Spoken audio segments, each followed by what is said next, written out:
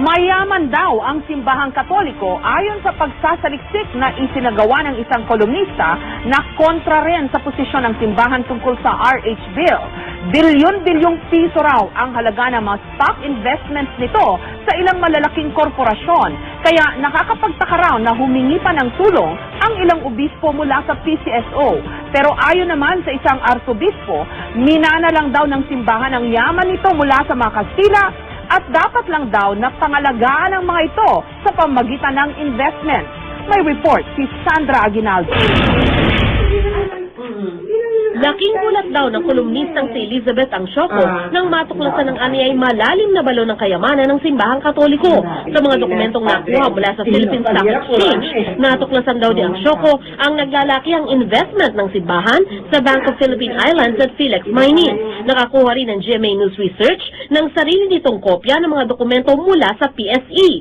Sa tansya ni Angsioco, sa BPI pa lang, hindi bababa sa 17 billion pesos na halaga ng shares of stock ng iba't ibang grupong may kaugnayan sa simbahang Katoliko.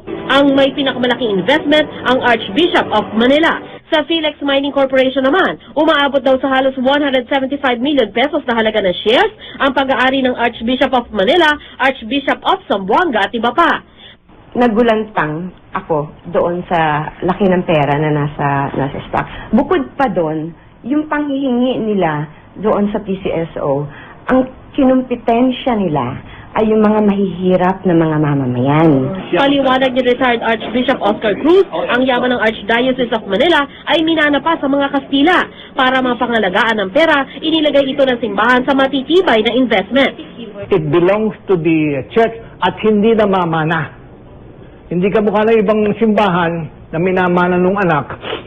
Tapos yung apo. Tapos yung apo sa tuhod siguro. Ipinakita rin ni Angsioco ang mga dokumentong nagpapakita raw na shareholder ang simbahan sa Ayala Corporation, Philippine Airlines at San Miguel Corporation.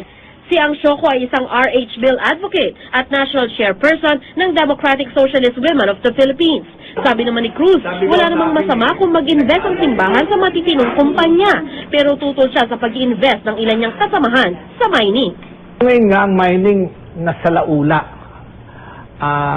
Naging sabi ko ay nakakasira ng environment. Kaya siguro, ewan ko lang kung naisip ng mga obispo na yung mga diocese na merong investment sa mining, palagi ko panahon na dapat ikunin nila yung labas nila at invest nila sa iba naman. Git pa ni Cruz, hindi naman daw sila nakakalimot sa pagtulong sa mga mahihirap sa pamamagitan ng kanilang mga charity organization at sariling programa ng mga parokya sa iba't ibang panig ng bansa.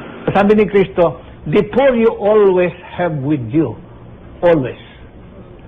So, ano man ang gawin mo, kulang? Tumulong pa sila. Kailangan mas tumulong sila. Sandra Aguinaldo, GMA News.